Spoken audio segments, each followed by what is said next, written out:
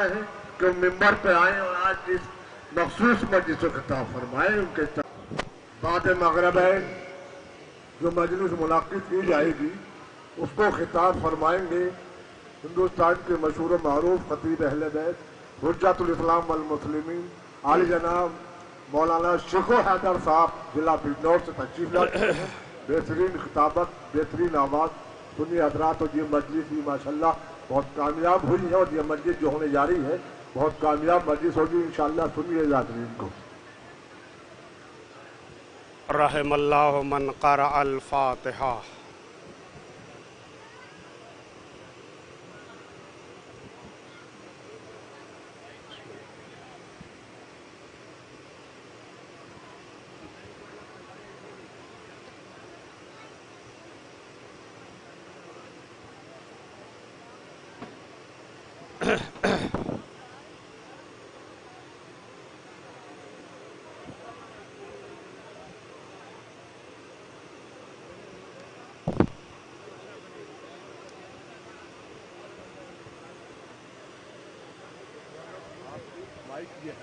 جی کوئی سا بھی تو نہیں بولنا دونوں میں سے.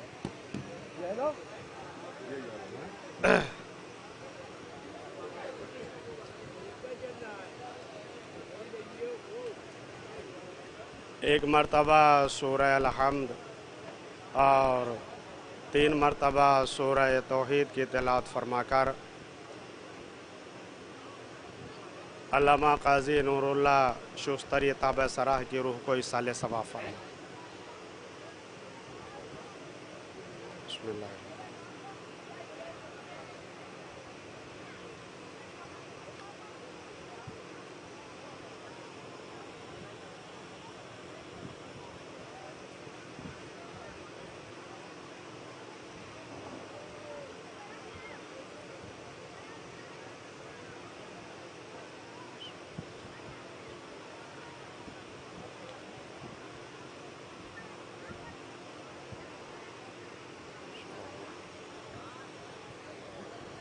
صلوات پڑھیے گا محمد و آل محمد پر.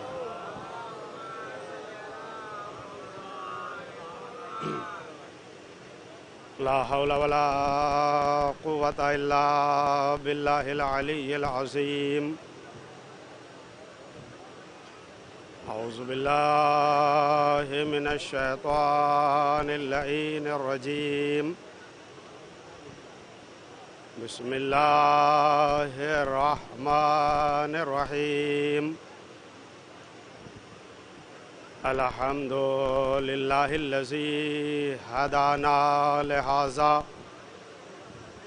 وما کننا لنہتدی لولا ان ہدانا اللہ. لقد جاءت رسل ربنا بالحق. الصلاة والسلام على رسول الثقلین محبوب رب المشرقین والمغربین جد الحسن والحسین ابی القاسم محمد.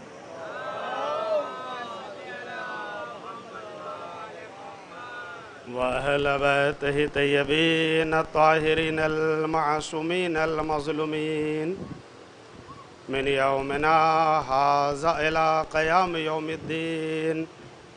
أما بعد فقد قال سبحانه تبارك وتعالى بسم الله الرحمن الرحيم. لقد اخترناهم على علم على العالمين. صلوات.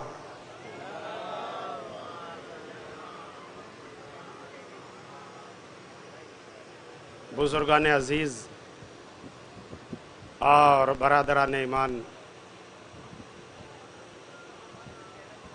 الحمدللہ مسلسل آپ حضرات ہندوستان کے نامور علماء، خطبہ، ذاکرین و واعظین کو ملاحظہ فرما رہے ہیں، اور اس کے علاوہ بھی مسلسل بلا فاصل मुलाहजा फरमाते रहेंगे। इस वक्त की इस मजलिस के लिए कुरान मजीद की सूरह दुखान की जिस गिरामी आयत को आप हजरात की खिदमत में पढ़ने का शरफ़ हासिल हुआ है, इस आयत में कायनात का परवरदिगार तमाम आलम इंसानियत के ज़हनों को तवज्जो दिलाते हुए इरशाद फरमा रहा है।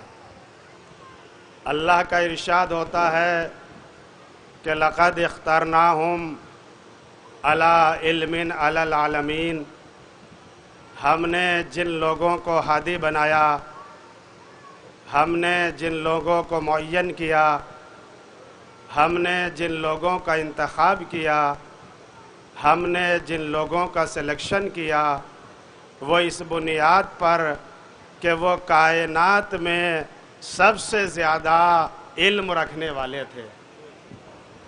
यानी इल्म की बुनियाद पर हादी का इंतखाब हुआ, इल्म की बुनियाद पर रहबर का इंतखाब हुआ, और ये इंसान रोए ज़मीन पर अल्लाह का नुमाइंदा है। इसी इंसान के लिए परवरदिगार आलम ने इस सारी कायनात को पैदा किया, इस पूरे यूनिवर्सल को क्रिएट किया। ये चाँद, ये सूरज, ये सितारे, ये हवाएं, ये खलाएं, ये घटाएं, ये फ़ज़ाएं, ये सब कुछ इंसान ही के लिए सजाई।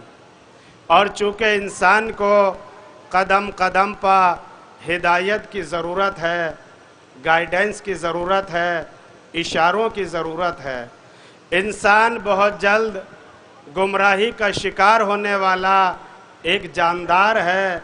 लिहाजा कदम कदम पर इसके लिए हिदायतों के मनारों का तयन ज़रूरी था। चूँकि इंसान अल्लाह की निगाह में जितना अजीम, जितना आला, जितना बरतर, जितना बुलंद, जितना अरफा, जितना बामकाम, जितना बावकार, जितना मुक़द्दस, जितना मोहतरम या अल्लाह की मखलूक़ात में है, और कोई मखलूक इस दर्जे पर फाइज नहीं। चूँकि इंसान अल्लाह का वो नुमाइंदा और सिफ़ात इलाही का वो मज़हर है कि जिसके वजूद पर अल्लाह के वजूद की दलीलों का इन्हिसार है। तवज्जो फरमाइएगा आप, ये खुशखबरी भी है और एक खुश आइन पहलू भी है। मगर कल के इंसान को देखिए और आज के इंसान को देखिए, गुज़रे हुए इंसान को देखें और मौजूदा इंसान को देखें। कल का इंसान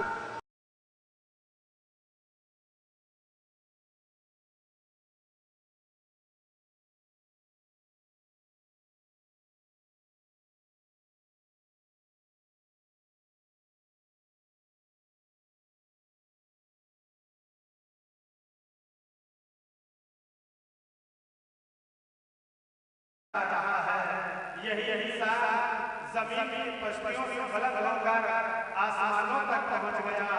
यही इंसान अपने नाज़ुक कदमों से चाँद की पेशानी को छू के आ गया।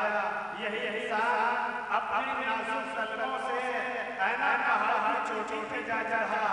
यही इंसान समंदर की तहों से मोती निकाल कर आया। यही इंसान रात दिन हवाओं की तरफ, खलाओं की तरफ, फ़ज़ाओं की तरफ बढ़ता जा रहा है।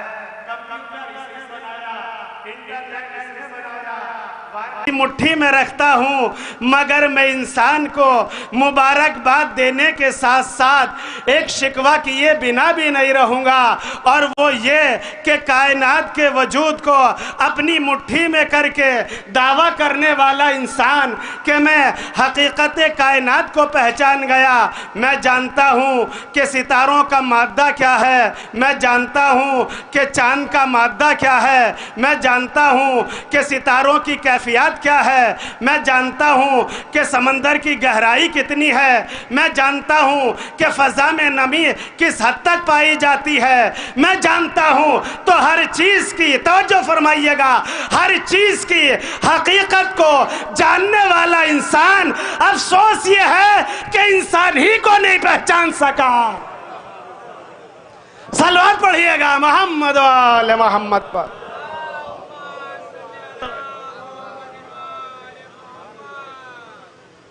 توجہ فرمائیے گا، ذات جملوں کی قدر فرمائیے گا، انشاءاللہ آپ بڑے محظوظ ہوگے۔ کائنات کا تعارف کرنے والا انسان کو نہیں پہچان سکا، آدمی کو نہیں پہچان سکا۔ اگر انسان کو پہچان لیتا تو انسان کی شہرگ حیات کو قطع نہ کرتا۔ دیکھیں ایک پیغام ہے جو آپ کی خدمت میں عرض کرنا چاہتا ہوں اور پہنچانا چاہتا ہوں۔ اگر انسان کو پہچان لیتا تو انسان کی شہرگ حیات کو قطع نہ کرتا۔ اگر انسان کو پہچان لیتا تو اس کے چراغ حیات کو گل نہ کرتا۔ اگر انسان کو پہچان لیتا تو یہ دہشت گردی نہ ہوتی، یہ ٹیررزم نہ ہوتا، یہ آتنکواد نہ ہوتا، یہ قوموں کے سفینے غرق نہ ہوتے، یہ قوموں کی کشتیاں تباہ نہ ہوتی۔ ارے یہ والدین عظمت سے محروم نہ ہوتے، یہ والدین احترام سے محروم نہ ہوتے، یہ دنیا میں طلاقیں نہ ہوتی، یہ جہیز کی بھرمار نہ ہوتی، یہ رشتے نہ ٹوٹتے۔ کیا ہو رہا ہے دنیا میں، کیا ہو رہا ہے زمانے میں؟ کبھی ہم نے اور آپ نے سوچا؟ ارے بھائی علماء ممبر پر آتے ہیں، ذاکرین ممبر پر آتے ہیں، آپ تک پیغام پہنچاتے ہیں، آپ تک میسیج پہنچاتے ہیں، مگر آپ کی بھی ذمہ داری ہے کہ جب آپ فرش عزا پر آئے تو یہ سوچ کر آئے کہ ہم یہاں سے لے کے کیا جا رہے ہیں، تاکہ پتہ چلے کہ تم کس در سے وابستہ قوم ہو اور تمہارا انتصاب کیا ہے۔ دیکھیں آج کا ہر خاطب اور ہر ذاکر یہی کہہ رہا ہے کہ اللہ کو پہچانو۔ کسی نے نماز کے موضوع پہ تقریر کی، کوئی فضیلت پہ بولا، یہ آپ ہی کا مشن نہیں ہے، یہ کائنات کے سارے مبلغین کا ہے کہ اللہ کو پہچانو۔ دیکھیے ہر مندر کا پجاری گھنٹا بجا کے کہتا ہے کہ بھگوان کو پہچانو، ہر گرجے کا پادری یہی کہتا ہے کہ گاڈ کو پہچانو، ہر بستر بدوش مبلغ یہی کوشش کرتا ہے کہ اللہ تعالیٰ کو پہچانو، رب العزت کو پہچانو، خالق کو پہچانو، مالک کو پہچانو، پیدا کرنے والے کو پہچانو، اس رحمان و رحیم و کریم کو پہچانو۔ ہر ایک کو یہی تو کہہ رہا ہے نا آپ سے کہ اللہ کے سامنے جھکو، سر تسلیم خم کرو، مگر میں آپ سے یہ گزارش کرنے کے لیے نہیں آیا ہوں کہ اللہ کو پہچانو۔ نہیں، یہ آپ کے ذہنوں پہ ظلم ہوگا کہ اللہ کو پہچانو، اور دلیل یہ ہے کہ جب ابھی تک انسان نے انسان کو نہیں پہچانا تو خالق انسان کو کیا جانے گا؟ صلوات پڑھ دیں محمد و آل محمد پر۔ سب سے بڑی بات ہے، سب سے بڑی بات ہے کہ انسان کو پہچانے۔ یہ سارے جھگڑے، یہ سارے تنازعات، یہ سارے اختلافات، یہ عزت کا جھمیلا، یہ سب کیوں ہے؟ یہ اسی لیے ہے کہ انسان کو نہیں پہچان پا رہا ہے، انسان کو نہیں سمجھ پا رہا ہے۔ کسب انسان کو پہچان لے تو اللہ کو کیسے پہچانیں گے؟ ارے بھائی جب تک انسان کو نہیں پہچانو گے تو خالق انسان کیسے سمجھ میں آ جائے گا؟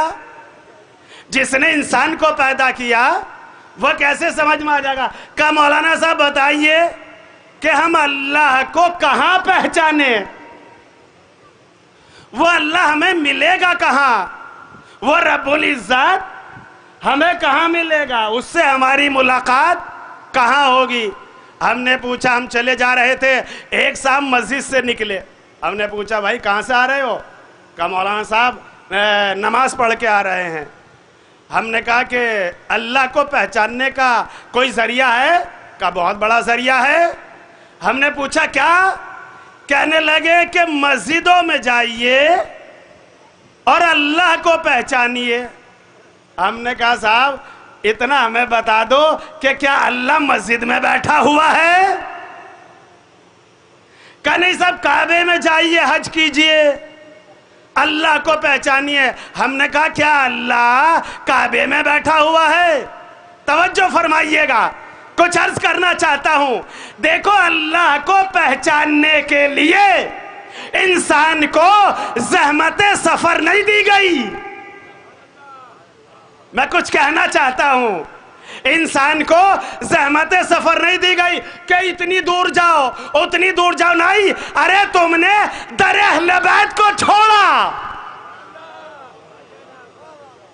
اس لیے تمہیں اللہ نہیں مل پا رہا ہے۔ سوچو کائنات کے اس عظیم ترین انسان کو کہ جو وجود الہی پا اکیلا دلیل تھا، جس نے ایک جملہ کہا، میرے چاہنے والوں کعبے تک نہ جاؤ، مسجد تک نہ جاؤ، تمہیں اللہ کو پہچاننے کے لیے کہیں جانے کی ضرورت نہیں۔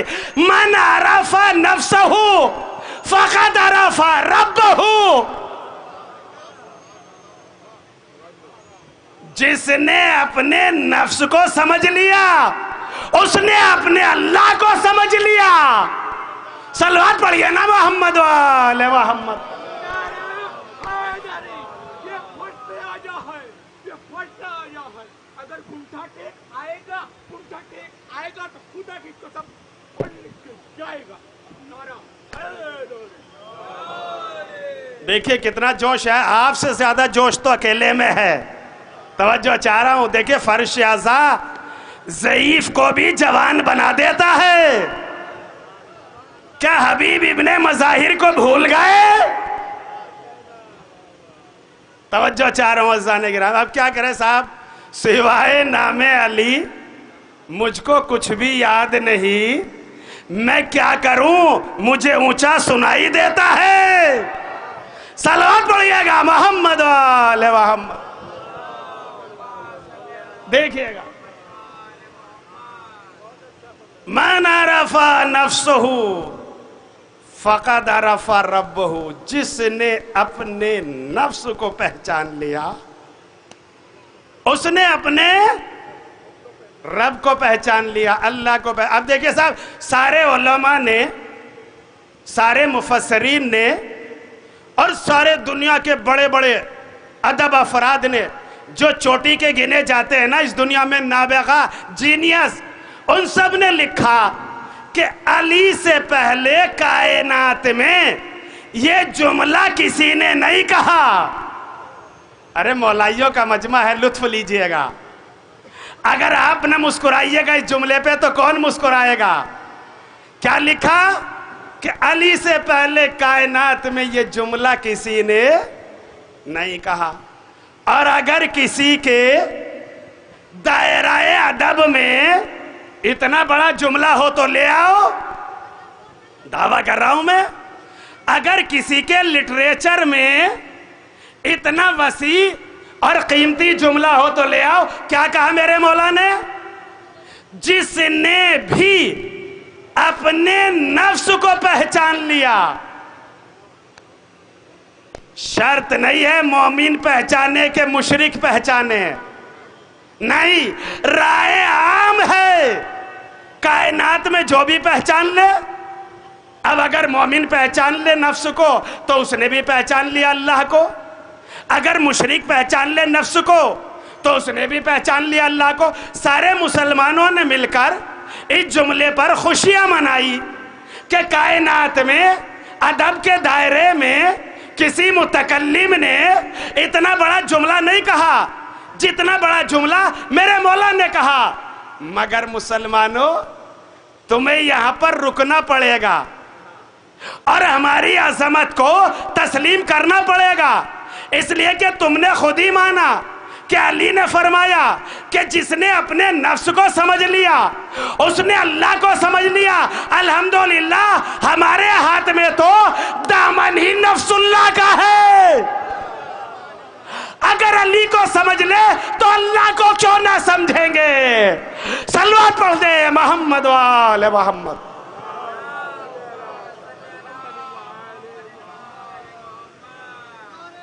سب سے بڑی بات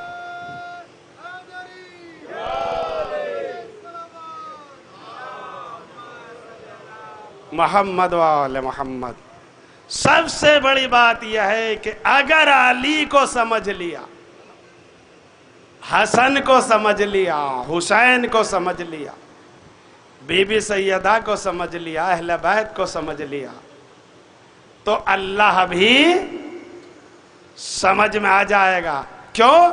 اس لیے کہ اللہ بھی اہل بیت کو اتنا چاہتا ہے، اتنا پیار کرتا ہے اہل بیت سے کہ اتنا کسی اور سے نہیں کرتا۔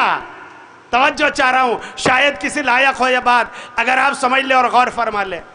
اللہ اہل بیت کو اتنا چاہتا ہے کہ اس نے ان کے ناموں کو بھی اپنے ناموں سے الگ نہیں ہونے دیا۔ اتنا چاہتا ہے اللہ کہ اس نے اہل بیت کے ناموں کو اپنے ناموں سے ملا کے رکھ دیا، متصل کر کے رکھ دیا۔ آپ کہیں گے مولانا صاحب کیسے؟ تو سنیے گا، وہ اللہ محمود ہے تو اس نے ان کا نام محمد رکھا، وہ علی الاعلیٰ ہے تو اس نے ان کا نام علی رکھا، وہ فاطر السماوات ہے تو اس نے ان کا نام فاطمہ رکھا، وہ قدیم الاحسان ہے تو اس نے ان کا نام حسن رکھا، وہ محسن ہے تو اس نے ان کا نام حسین رکھا۔ اب تو صلوات پڑھ دیجئے نا محمد و آل محمد پر۔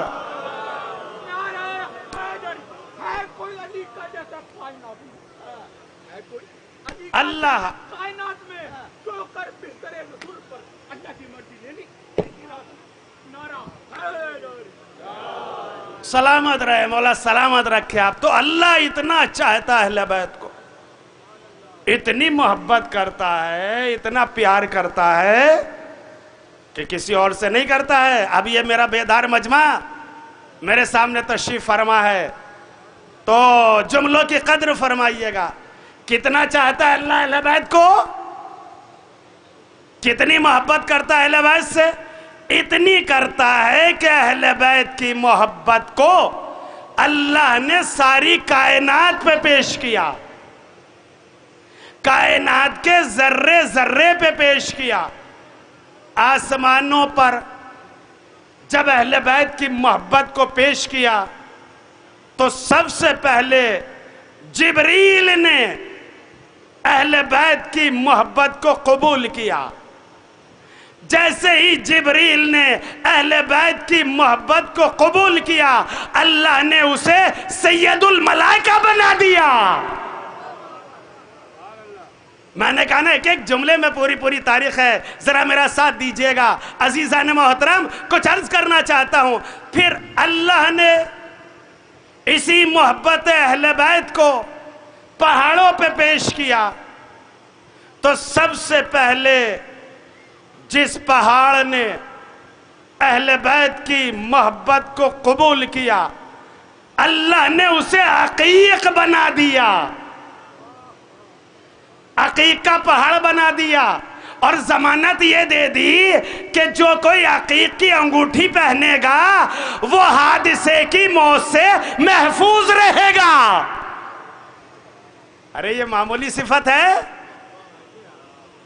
اور پھر اللہ نے اہل بیت کی محبت کو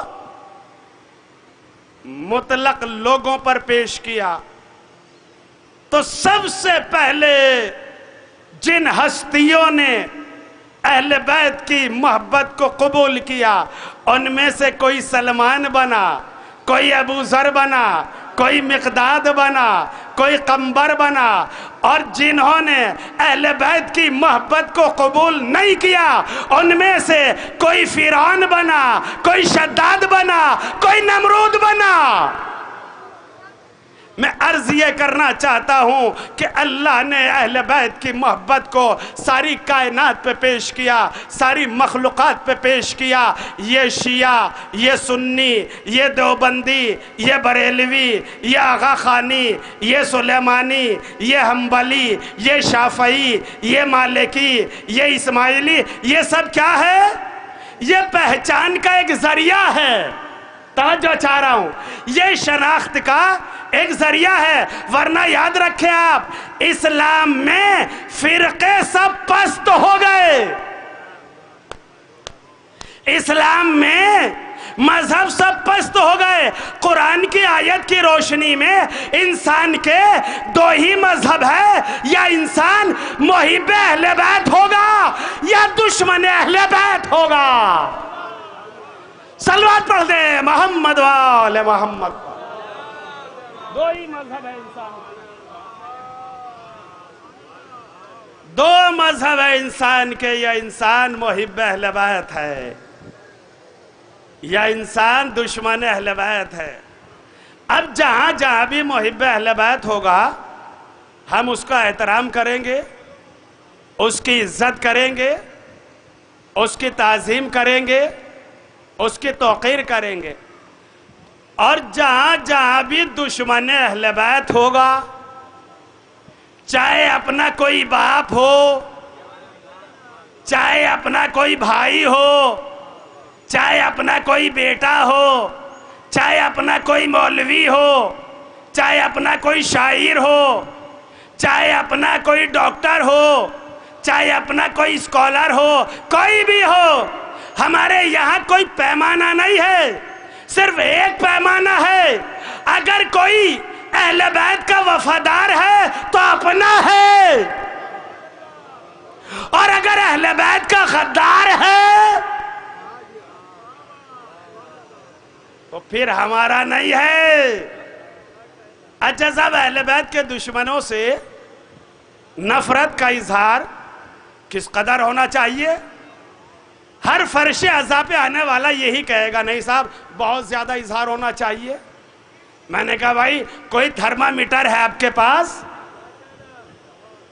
کوئی ناپنے کا آلہ ہے کہ کتنی کی جائے اور کتنی نہ کی جائے؟ یہ تو آج تک کوئی بتا ہی نہیں سکا، یہ تو ہم نے بھی نہیں بتایا، ہمارے کسی خطیب نے بھی نہیں بتایا، ہمارے کسی ذاکر نے بھی نہیں بتایا۔ اور جب کسی نے نہیں بتایا نا تو آئیے میں آپ کو لے کے چلتا ہوں 150 برس پہلے۔ جی 150 برس پہلے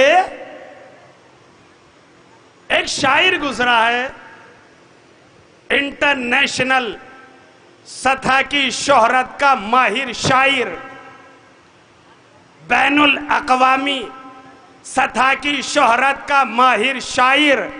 نام بتا دوں آپ کو، بڑا مانوس نام ہے، مرزا اسد اللہ خان غالب۔ ارے کون نہیں جانتا اس شخصیت کو؟ ارے ان کے اشعار پڑھ پڑھ کر لوگوں کو شعر کہنا آ گئے، ان کی کتابیں پڑھ پڑھ کر لوگ ادیب بن گئے۔ انہوں نے میرے مولا کی شان میں قطع لکھا، مولائیوں کا مجمع ہے، چاہتا ہوں آپ کی سماعتوں کے حوالے کر دوں، اور عجیب و غریب قطع ہے۔ بڑی محبت میں غرق ہو کر انہوں نے اس قطعے کو لکھا۔ وہ فرماتے ہیں کہ میں خار ہوں، اگرچہ نہ جنت میں جا سکوں۔ سب مل کے سنے تو لطف آئے گا۔ کیا کہا مرزا اسد اللہ خان غالب نے؟ کہ میں خار ہوں، اگرچہ نہ جنت میں جا سکوں، ممکن ہے بعد مرگ ہی کچھ کام آ سکوں۔ نہیں بھائی، 2 مصرع آخر کے تو میں اتنے آسانی سے نہیں سناؤں گا۔ اور خدا کی قسم، جیسی تمنا غالب نے کی ہے نا، ایسی تمنا نہ کسی مولوی نے کی، نہ کسی خطیب نے کی، اور نہ کسی ڈاکٹر نے کی۔ نہ کسی اسکالر نے کی، جیسی تمنا غالب نے کی۔ وہ کہتے ہیں کہ میں خیر ہوں، اگرچہ نہ جنت میں جا سکوں، ممکن ہے بعد مرگ ہی یعنی مرنے کے بعد ہی کچھ کام آ سکوں۔ اور پھر فرماتے ہیں کہ ایندھن بنا دے مجھ کو جہنم کا اے خدا، میں دشمن علی کے کلیجے جلا سکوں۔ صلوات پڑھ دے محمد و آل محمد پر۔ میں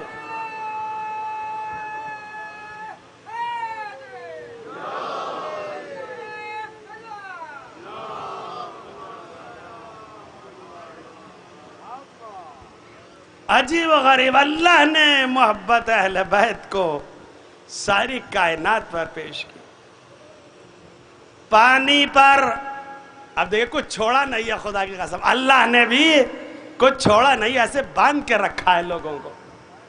پانی پر جب اہل بیت کی محبت کو پیش کیا تو سب سے پہلے پانی کے جس حصے نے اہل بیت کی محبت کو قبول کیا، اللہ نے اسے آب حیات بنا دیا،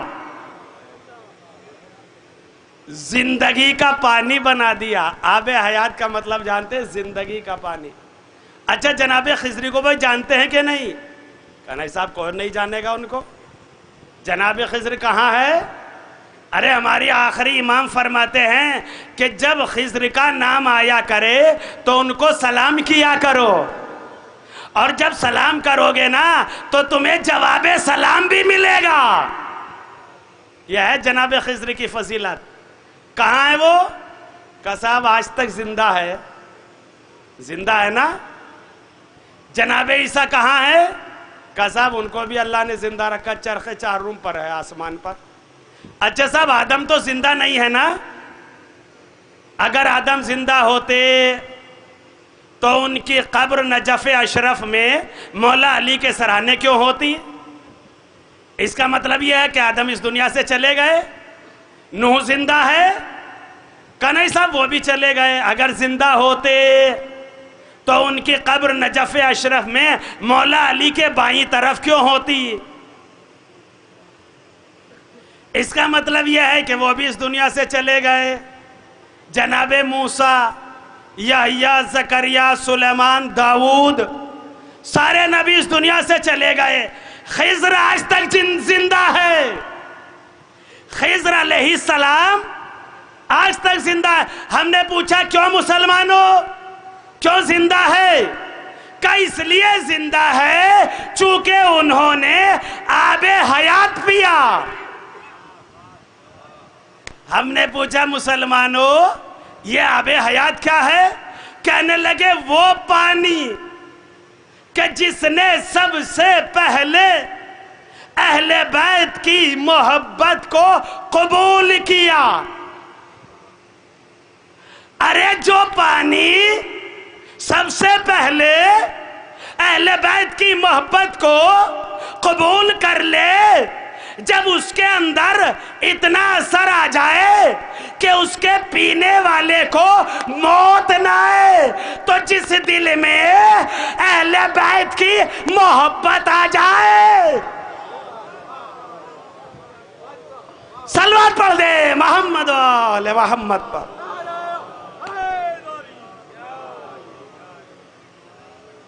اللہ نے اس محبت اہل بیت کو پہاڑوں پہ پیش کیا۔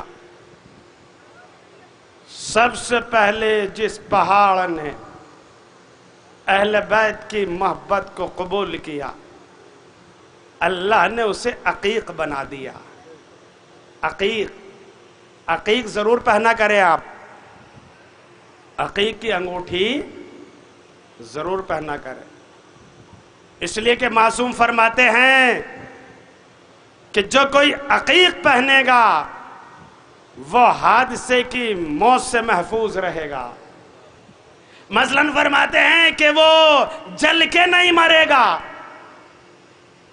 ڈوب کے نہیں مرے گا، فطری موت آئے گی، نیچر موت، فطری موت، ایک شخص آیا صادق آل محمد کے پاس، میرے چھٹے امام کے پاس ایک شخص آیا، آنے کے بعد کہتا ہے مولا آپ کے جد کا فرمان یہ ہے کہ جو کوئی عقیق پہنے گا وہ حادثے کی موت سے محفوظ رہے گا۔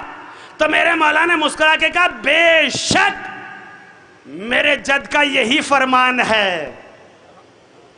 کہا اچھا مولا، پھر ایک آدمی تو حادثے کی موت کا شکار ہو گیا، اسے موت آ گئی، وہ عقیق کی انگوٹھی پہنے ہوئے تھا۔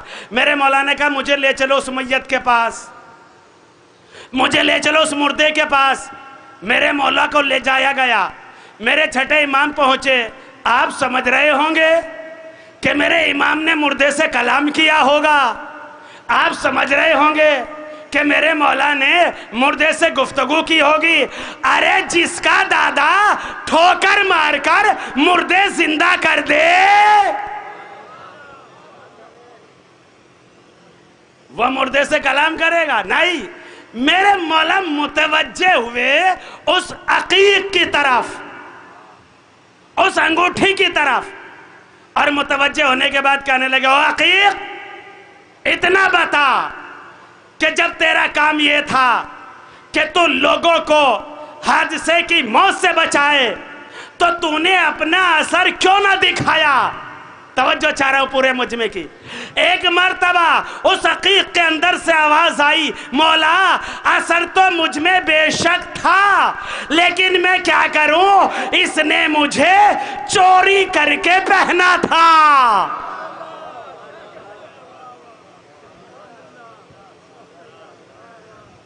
کیا کر کے پہنا تھا نوجوانوں دوستو؟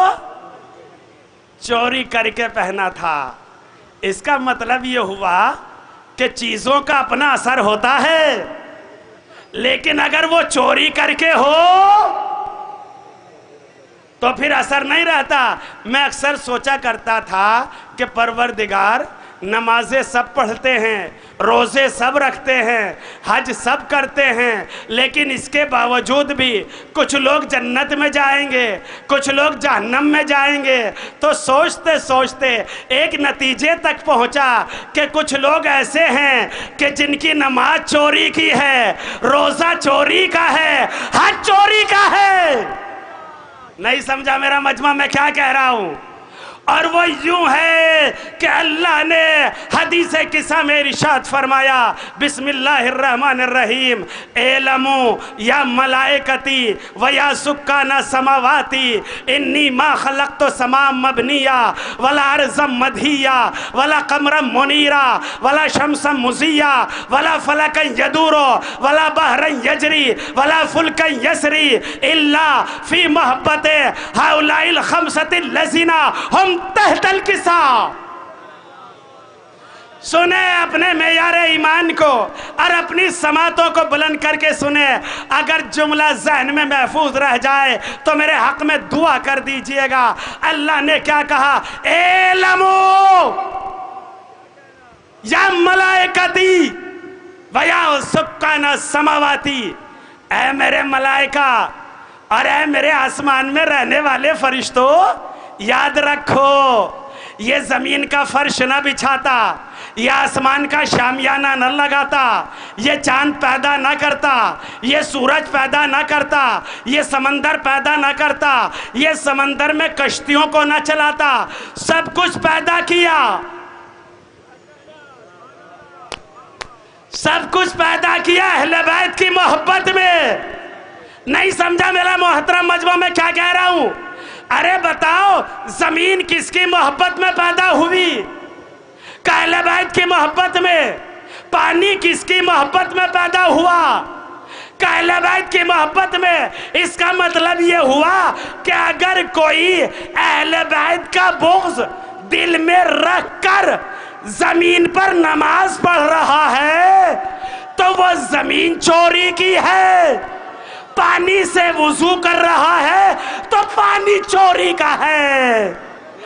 صلوات پڑھ دے محمد وآل محمد پر۔ نعرہ حیدری، مجھ حسن صاحب کر دل کی کلی کو، مجھ حسن نکال صاحب کر دل کی کلی کو، اس وقت یاد کرنا میرے مولا۔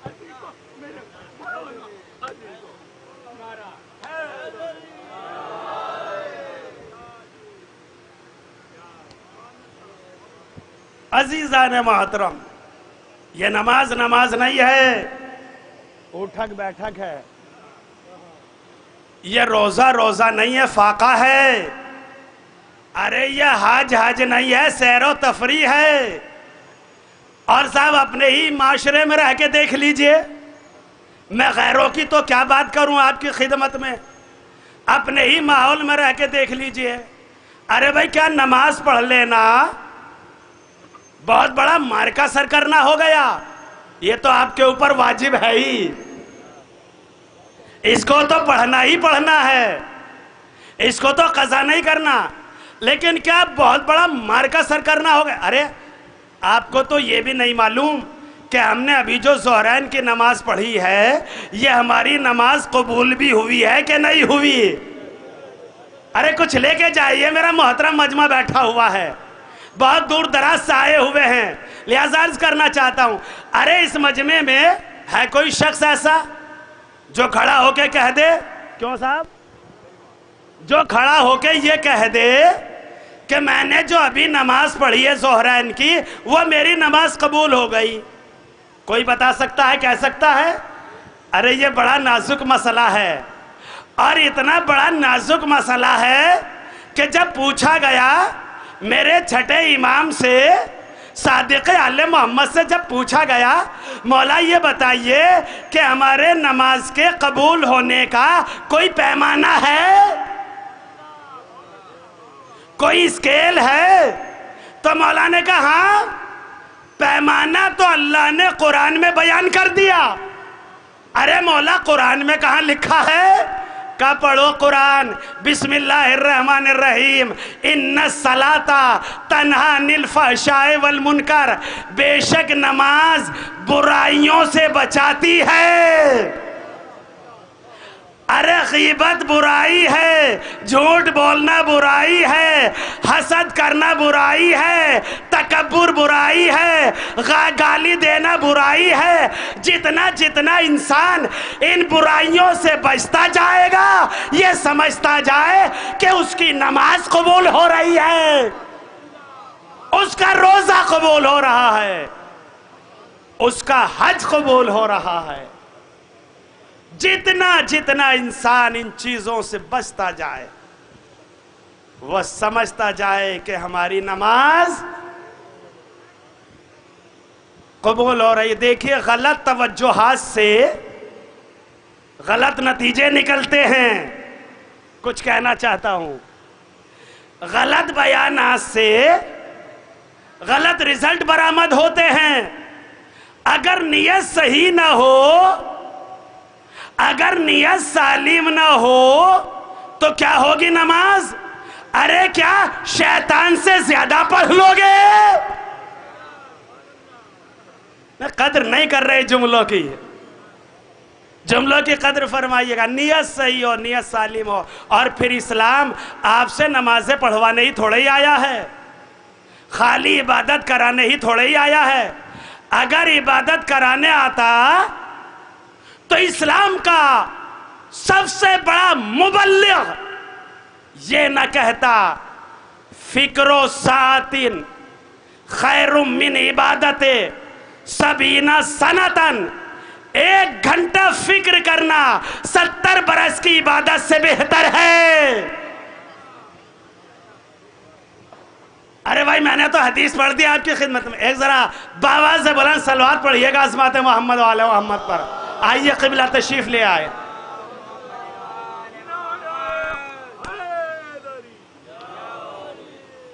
حدیث کو ذہن میں رکھیے گا، بڑی اہم حدیث ہے.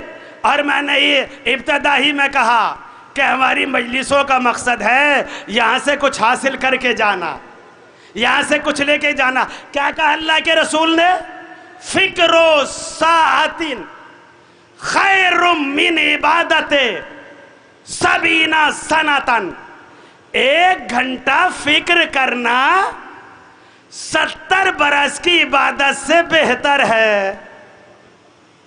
آپ کے پاس کوئی ایسی دلیل؟ ہے آپ کے پاس کوئی ایسا پروف کہ خالی 1 گھنٹہ سوچنا 70 برس کی عبادت سے بہتر کر دے؟ ارے بھائی، ایک بڑے میاں نے 70 برس عبادت کی اور ایک بچے نے بیٹھ کر 1 گھنٹہ سوچ لیا، یہ بہتر ہو گیا۔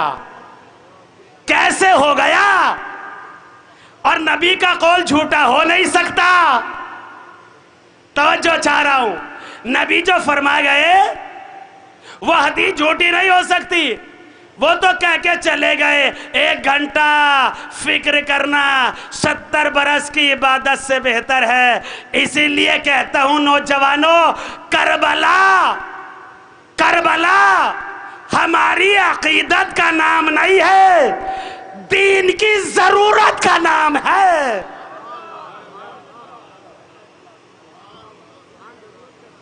ہماری عقیدت کا نام نہیں، ہماری ضرورت کا نام ہے۔ اگر کربلا نہ ہوتی تو نہ قرآن پروف ہوتا، نہ حدیث پائے ثبوت کو پہنچتی، نہ دین پائے تکمیل کو پہنچتا۔ بھائی نبی تو کہہ کے چلے گئے 1 گھنٹہ تھنکنگ کرو، فکر کرو، سوچو، سمجھو کہ حق کیا ہے، باطل کیا ہے، صحیح کیا ہے، غلط کیا ہے، رانگ کیا ہے، رائٹ کیا ہے، ارے نور کیا ہے، ظلمت کیا ہے، سوچو۔ 70 برس کی عبادت سے بہتر۔ اب بھی کہتا مسلمانوں، ارے کر لو کربلا کو سجدہ، ورنہ اس فکر کی دلیل نہیں ملے گی۔ 70 برس سے بہتر کیسے ہو گیا؟ 1 گھنٹہ سوچ لینا۔ خدا کی قسم کوئی حل نہیں کر سکتا، یہ ہم بتائیں گے۔ وابستگان دامن اہل بیت، میرے ساتھ چلو کربلا میں۔ ارے 1 دن گزرا، 2 دن گزرا، نہیں آیا، شب عاشور ٹہلتا ہوا گیا۔ ارے نہیں سمجھ رہے، میں تو کچھ کہنا چاہتا ہوں۔ دیکھو نماز بھی پڑھتا ہے،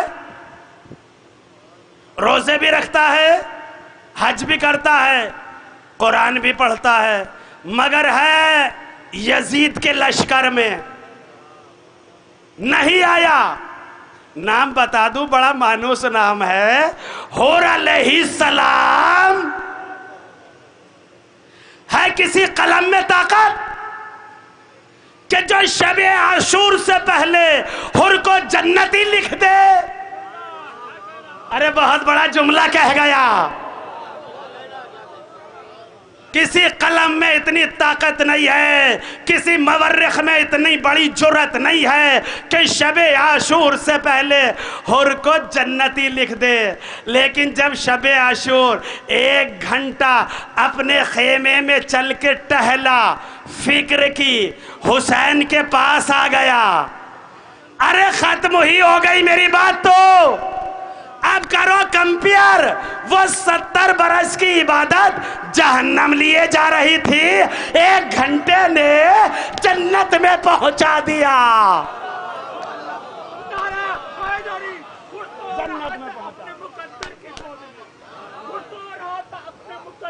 ماشاءاللہ مقدر کی گود میں پلٹ کر جب آیا تو آ گیا سرور کی گود میں، سرور کی گود میں۔ ماشاءاللہ، سلامت رہے۔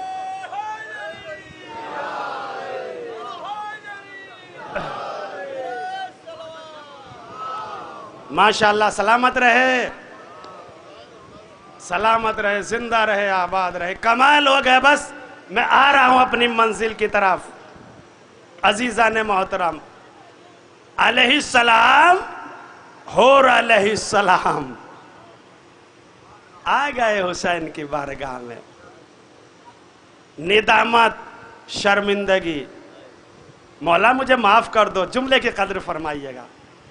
مولا نے حور کے بازو پہ ہاتھ رکھا، کہا حور میں نے معاف کیا، میرے اللہ نے معاف کیا۔ نہیں سمجھے؟ ارے اپنا اختیار بتا رہے تھے حسین کہ اگر ہم معاف کر دے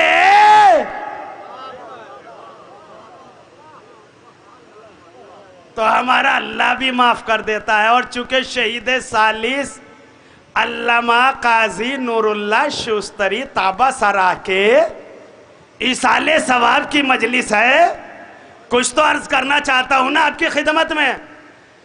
شہید ثالث نے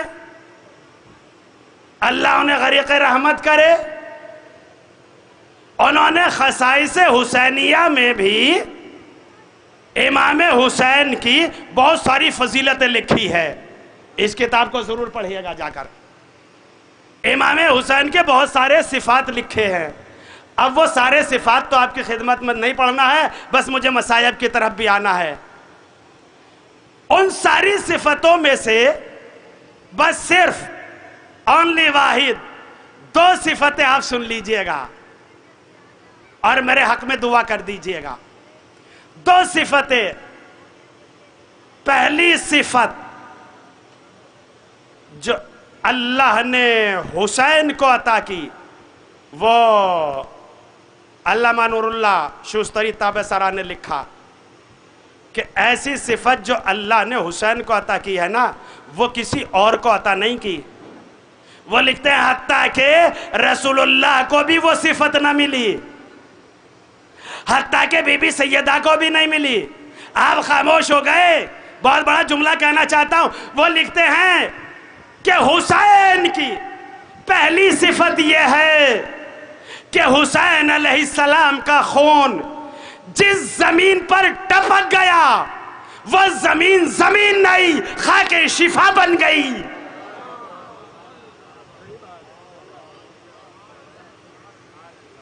ارے بھائی مٹی کا کھانا حرام ہے، لیکن امام حسین کی قبر کی مٹی کا کھانا مستحب ہے. جہاں اللہ نے اپنے قانون میں استثنائیت کیا اس ذات کا نام حسین ہے. یہ معمولی صفت نہیں امام حسین کی. اور پھر دوسری صفت لکھتے ہیں، خدا کی قسم کمال کر دیا انہوں نے. دوسری صفت بیان کرتے ہیں. پہلی صفت کیا؟ کہ حسین علیہ السلام کا خون جس سرزمین پر گر گیا وہ زمین زمین نہیں، خاک شفا بن گئی. اور دوسری صفت لکھتے ہیں کہ حسین اس ذات کا نام ہے کہ جو مصلحت خداوندی کو بدل دیتا ہے. ارے بہت بڑی بات ہو گئی عزیزو. دوسری صفت بیان کی ہے امام حسین کی. حسین اس ذات کا نام ہے جو حکمت خداوندی کو بھی بدل دیتا ہے. یعنی اگر آپ میں سے کسی کی عمر 50 برس کی ہو، 70 برس کی ہو، 80 برس کی ہو، اور 70-80 برس کی عمر میں وہ دنیا سے جانے لگے، تو وہ لکھتے ہیں کہ اللہ نے حسین کو وہ پاور عطا کی ہے کہ اگر حسین چاہے تو عمر گھٹا بھی سکتے ہیں، عمر بڑھا بھی سکتے ہیں. یہ معمولی صفت نہیں ہے حسین کی. اور یہی وجہ ہے کہ جب ایک شخص رسول اللہ کی خدمت میں آیا، ہاتھوں کو جوڑا، زانو ادب طے کیا، اور زانو ادب طے کرنے کے بعد کہتا ہے اللہ کے رسول ایک عرصہ ہو گیا شادی کیے ہوئے، مگر اولاد کی دولت سے محروم ہوں، میرے لیے کچھ دعا کر دیجئے تاکہ اللہ مجھے اولاد عطا کرے. توجہ فرمائیے گا. رسول نے ہاتھوں کو اٹھایا، آواز آئی اے رسول اس کی قسمت میں اولاد نہیں ہے. دیکھو یہ راہب کا واقعہ نہیں ہے. راہب کا واقعہ الگ ہے، جب نام سنیے گا جو تو چونک جائیے گا آپ. اس کی قسمت میں کوئی اولاد نہیں، مایوس ہو کے چلا گیا. دوسرے دن پھر آیا، اللہ کے رسول دعا کر دیجئے کہ بھائی تیری قسمت میں کوئی اولاد نہیں ہے. پھر مایوس ہو کے چلا گیا. اب جب کچھ دنوں کے بعد تیسری مرتبہ آیا تو اس کی قسمت کا ستارہ چمک اٹھا. رسول اللہ مسجد نبوی میں تشریف فرما ہے، 4 برس کے امام حسین بیٹھے ہوئے ہیں۔ آنے کے بعد کہتا ہے اللہ کے رسول اس بچے کے طفیل ہی میں دعا کر دو۔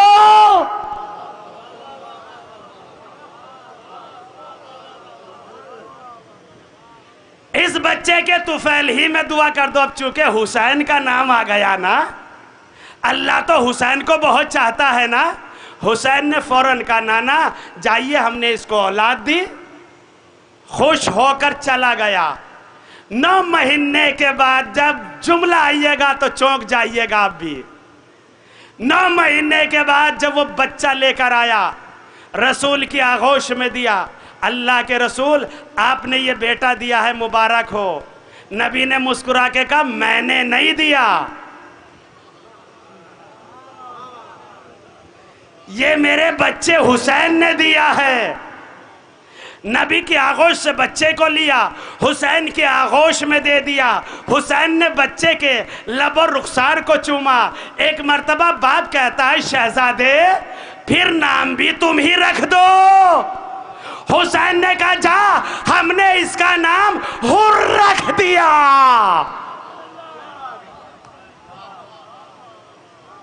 ہم نے اس کا نام حر رکھ دیا، حر۔ ارے یہ وہی حر ہے جو کربلا میں حسین کو گھیر کے لایا تھا۔ مگر معرفت تو تھی نا حسین کی، عرفان تو تھا نا حسین کا، لیکن جیسے ہی آیا ہے اپنے بھائی اور غلام کو لے کر اور کہتا ہے مولا مجھے معاف کر دو، کہ جاؤ میں نے معاف کیا۔ کہ مولا آپ ہی نے نہیں بلکہ میں نے جب لجام فرس پہ ہاتھ ڈالا تھا تو شہزادی ام کلثوم کے رونے کی آواز آ رہی تھی، شہزادی زینب کے رونے کی آواز آ رہی تھی۔ جب تک مجھے شہزادی معاف نہ کر دے گی میرے دل کو اطمینان حاصل نہیں ہوگا۔ بس عزیزان گرامی، آپ یہ سمجھتے ہیں کہ یہ کربلا کا واقعہ یوں ہی ہو گیا تھا؟ نہیں نہیں، اس کے لیے بڑی مصیبتیں برداشت کی ہے۔ حسین نے کتنی مصیبتیں برداشت کی ہے کوئی بیان نہیں کر سکتا ہے۔ شہزادی زینب کا جب نام آتا ہے تو آنکھوں میں بے ساختہ آنسو آ جاتے ہیں نا، اس لیے کہ یہ شہزادی بھی کوفے کی شہزادی تھی۔ ہماری تو شہزادی ہے ہی مگر کوفے کی بھی شہزادی تھی۔ 40 ہجری میں حکومت علی کے 18 بھائی، 18 بیٹے، مائیں اور بہنیں جملوں کی قدر کریں گے۔ علی کے 18 بیٹے، نہیں جملہ بدل کے کہہ دوں، ارے علی کے 18 بیٹے کے ہو یا زینب کے 18 بھائی کے ہو؟ کیسے کیسے بھائی تھے؟ حسن، حسین، عباس، محمد حنفیہ، ہے نا، جعفر، کیسے کیسے سورما، کیسے کیسے بہادر تھے۔ لیکن جب بہت دن ہو جاتے تھے نا شہزادی کو دیکھے ہوئے، چونکہ شہزادی رہتی تھی مدینے میں، علی رہتے تھے کوفے میں، تو سارے بھائی اکٹھا ہو کر علی کے پاس آتے تھے اور آنے کے بعد کہتے تھے بابا بہت دن ہو گئے ہم نے اپنی بہن کی زیارت نہیں کی، ہم نے اپنی بہن کو نہیں دیکھا، بابا ہمارا دل چاہتا ہے کہ ہم اپنے بہن کی زیارت کو جائیں۔ کہ جاؤ شہزادو بہن کو یہیں لے کر آؤ۔ جناب عباس کی قیادت میں لشکر جاتا تھا اور شہزادی زینب کو جب لے کر کوفے میں آتے تھے نا تو روایت کے جملے یہ ہے کہ جناب عباس سب سے آگے آگے ندا دیتے ہوئے جاتے تھے، یا اہل کوفہ غضوا ابصارکم، اے کوفے والو اپنی نظریں جھکا لو۔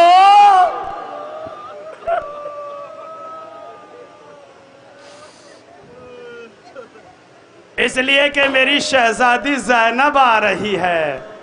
عزادارو یہ 40 ہجری کا کوفہ ہے کہ جہاں کسی میں اتنی طاقت نہیں کہ جو نظریں اٹھا کر شہزادی زینب کے سر کو دیکھ سکے، لیکن میں نے کتابوں میں پڑھا ہے کہ جب 20 برس کے بعد یہ لوٹا ہوا قافلہ اسی کوفے میں آیا ہے تو زینب ننگے سر آئی ہے۔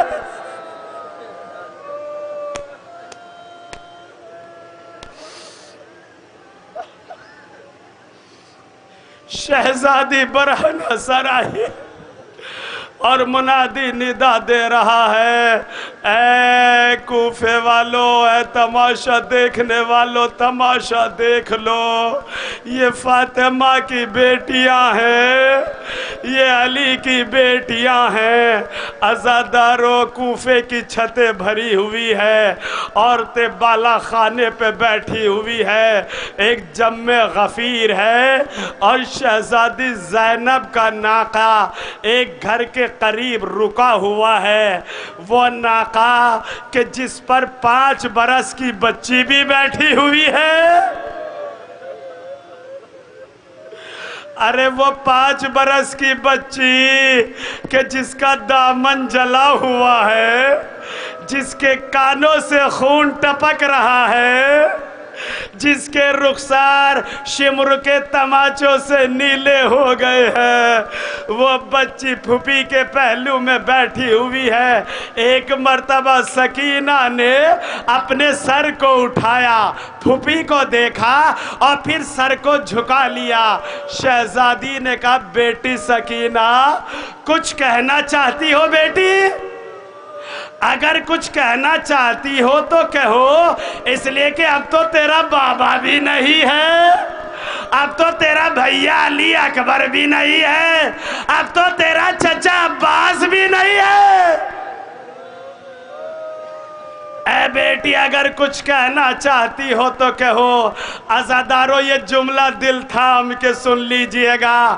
سکینہ نے کلیجے پہ ہاتھ رکھ کے کہا، پھوپھی اماں کیا بتاؤں، بس اتنا سن لیجئے کہ پیاس حلق سے اتر کر ہڈیوں تک میں آ گئی ہے۔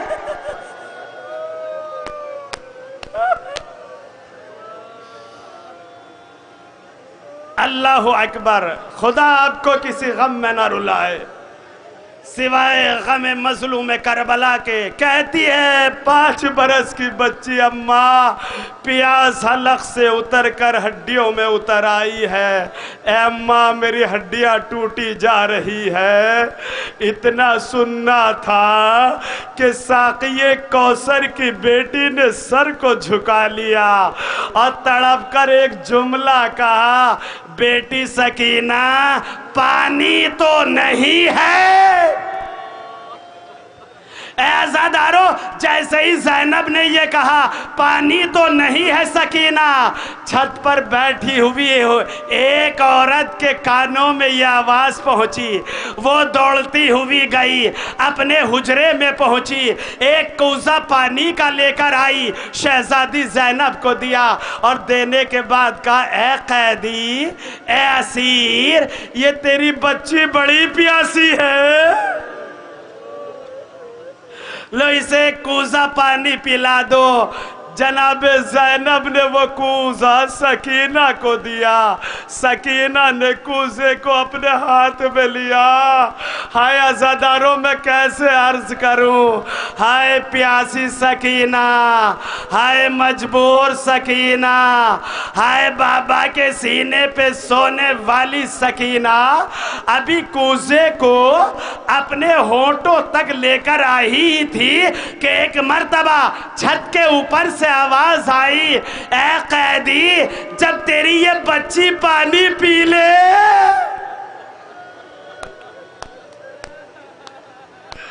تو میرے حق میں کچھ دعائیں کرا دینا۔ शहजादी ज़ैनब ने कहा बेटी सकीना अभी पानी न पीना बेटी, पहले इसके लिए दुआ कर दे। कब बता तेरी दुआ क्या है? कब मेरी पहली दुआ ये है कि जिस तरह से ये बच्ची यतीम हुई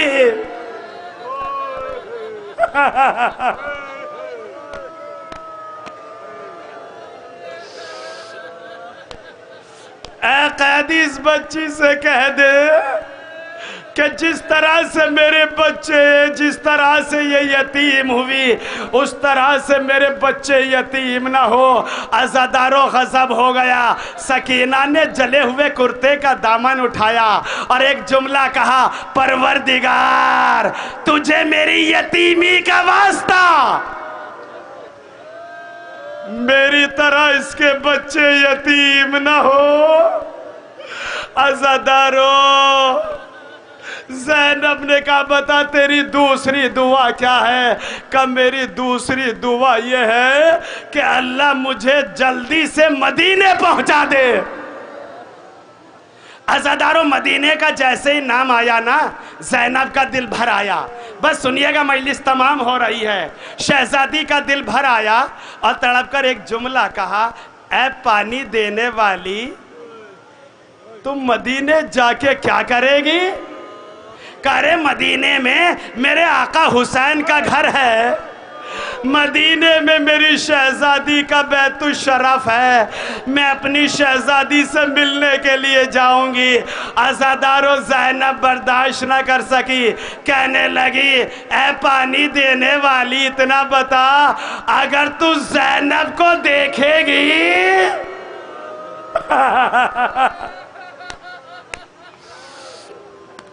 अगर तू ज़ैनब को देखेगी तो क्या पहचान लेगी? क्या क्यों ना पहचानूंगी? अरे मैंने उनसे कुरान पढ़ा है, मैंने उनकी खिदमत की है। ज़ैनब बर्दाश्त न कर सकी। अज़ादारो चेहरे पर से बिखरे हुए बालों को हटाया और एक जुमला कहा, ऐ उम्मे हबीबा तूने हमें कहाँ पहचाना? अरे मैं ज़ैनब, ये उम्मे कुलसूम, ऐ उम्मे हबीबा वो घोड़े की गर्दन में तेरे आका अब्बास का सार, वो नेके नेज़ापा तेरे हुसैन का सार, हम करबला से लुट कर आए हैं, हमारा भरा घर चढ़।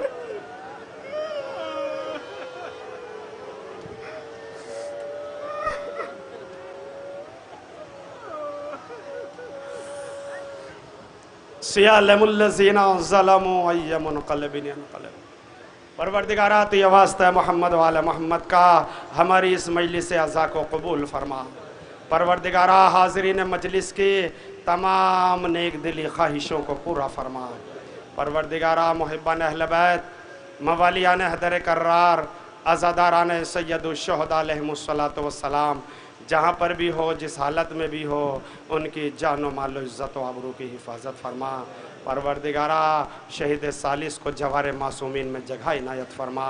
परचम इस्लाम को सर बुलंद फरमा, परचम कुफ्र व निफाक को सरनगू फरमा, आखिरी हुज्जत के ज़हूर में ताजील फरमा, हमको उनके आवान व अंसार में शुमार फरमा।